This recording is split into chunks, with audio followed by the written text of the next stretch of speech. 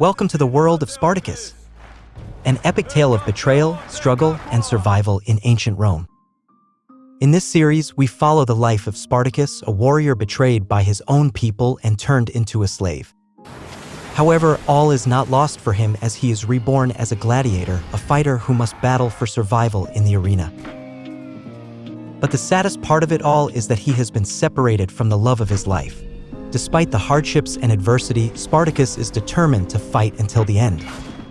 In this brutal world, the primary entertainment is death, and Spartacus will have to face the greatest challenges of his life to survive. Get ready for an emotional roller coaster of action, romance, and drama in this series that showcases some of the most intense and exciting moments. So, stay tuned as I summarize Spartacus Blood and Sand Part 2. Los dioses. Vinieron a mí, en mis sueños. Me enseñaron al hombre que serás.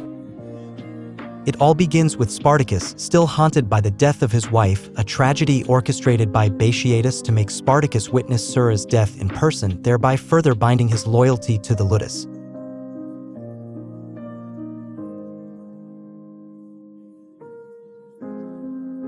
Meanwhile, former Capua champion Crixus fights for his life. Upon awakening, he receives the bitter news about the new champion of Capua. On the other hand, Spartacus trains with Doctor, who warns him about his failed attempt to escape.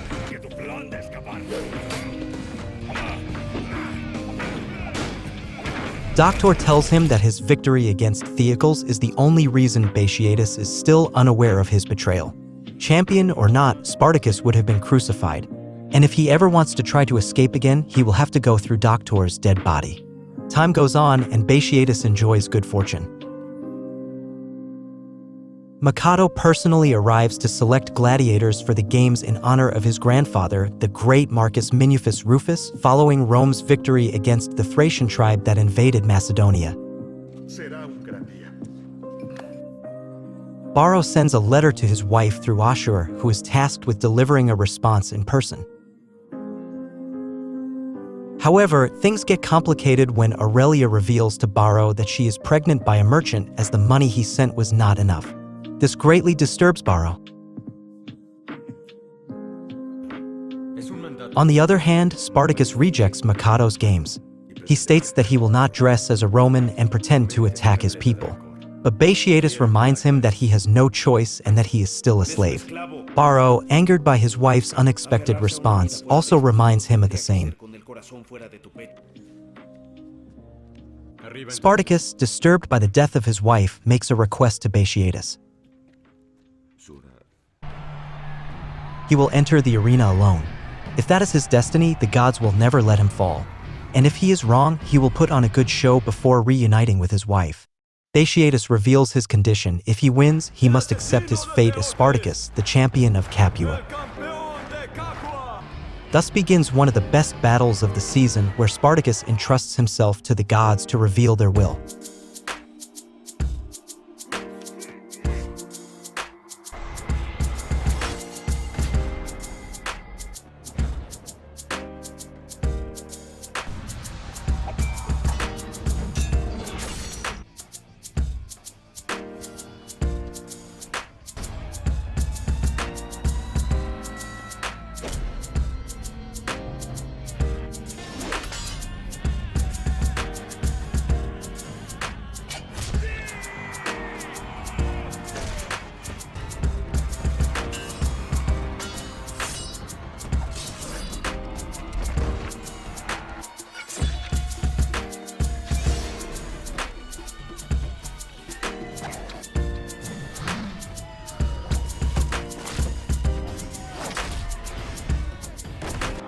Finally, Spartacus achieves victory and accepts his destiny as the champion of Capua.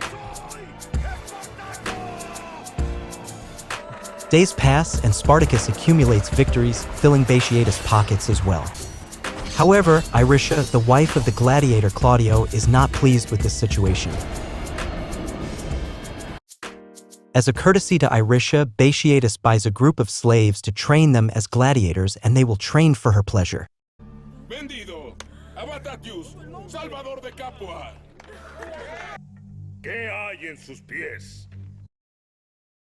As usual, Doctor welcomes the new recruits and Batiatus sells a gladiator to Irisha, Sariva, the Gaul. Days pass and the new recruits adapt to life in the Ludus. Meanwhile, Crixus slowly recovers and Ashur suggests to Batiatus the idea of recovering the invested money by selling him to another Ludus. However, Lucretia does not find this idea favorable. Naivia tells Crixus about Batiatus' new plans and asks him to prove himself once again against Spartacus. If he puts up a good fight and shows that he has not yet passed his prime, perhaps Batiatus will consider not selling him. Crixus accepts the challenge and tests himself against Spartacus.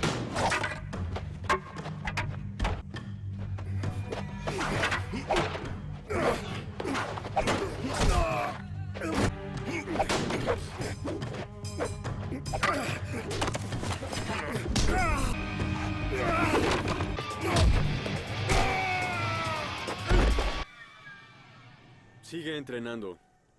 On the other hand, Irisha invites all her friends, including the cousin of Marcus Grasso, a legionary general. During the gathering, Irisha tells them that she has bought a new recruit, and together they request an audience against the champion of Capua, Spartacus, who ends up arguing with Irisha over the offenses caused by her husband. Irisha, embarrassed by the incident, summons her slave and proposes a deal, freedom in exchange for the life of Spartacus, who later attempts to kill him while he bathes. It is then that Crixus comes into action and saves Spartacus.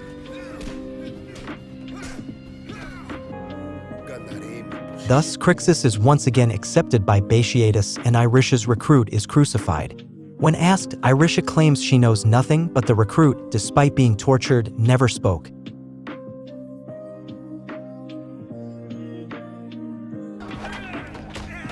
Time passes and the new members now bear the mark. Liquinia, the cousin of Marcus Grasso and a friend of Irisha, comes with the intention of having fun with the champion of Capua. But things get complicated when Lucretia tells Irisha that she believes Spartacus has been lacking a woman in these times. Lucretia decides to send a slave who will play a very important role from now on. Lucretia wants Spartacus to refine his skills before the encounter with Liquinia, but Spartacus rejects her.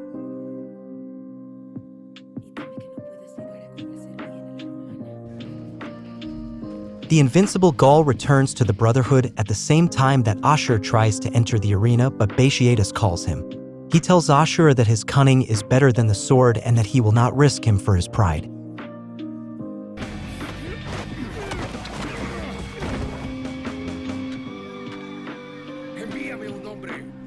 Ashur talks to Salonius and tells him that Batiatus is no longer worth it and that he would like to collaborate in exchange for money. He also informs him that Batiatus has started a movement against him. Irisha takes the opportunity to tell Lucretia that she also desires to be pleased by a gladiator. But Lucretia goes crazy upon hearing Irisha say that she has a desire for Crixus. From this moment on, this greatly affects Lucretia's relationship with Irisha. Lucretia prepares Spartacus for action. Upon finishing, Spartacus discovers that all this time he has been with Irisha and not Liquinia. It was a well-planned move by Lucretia.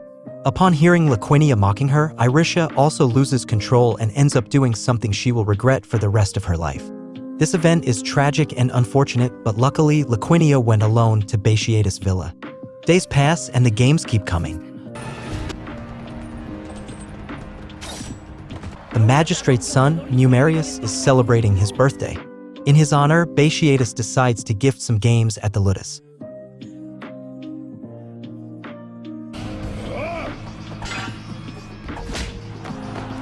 Batiatus honors Spartacus by presenting a statue in his honor as the greatest gladiator to pass through the Ludus. While Batiatus has fun playing with Spartacus, Ashur, who is fetching wine, manages to spot Crixus and Naivia. The magistrate arrives with Numerius, whom Spartacus gives a tour of the entire Ludus. Crixus challenges Spartacus, but he is countered by his training partner, who keeps getting up repeatedly, demonstrating great courage.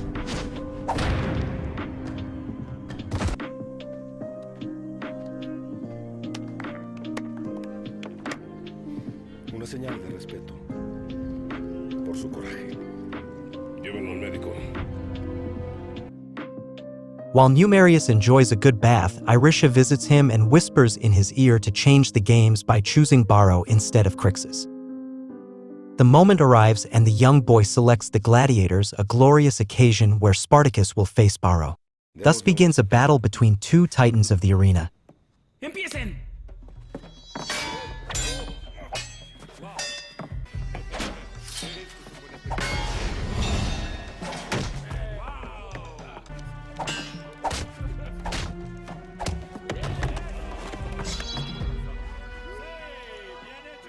After a tough battle, motivated by Irisha, the boy makes his choice. Something that discomforts Batiatus, as it was supposed to be just an exhibition. Procede. Spartacus refuses to obey the order, so Baro himself makes the move, thereby saving Spartacus. Siempre hay elección.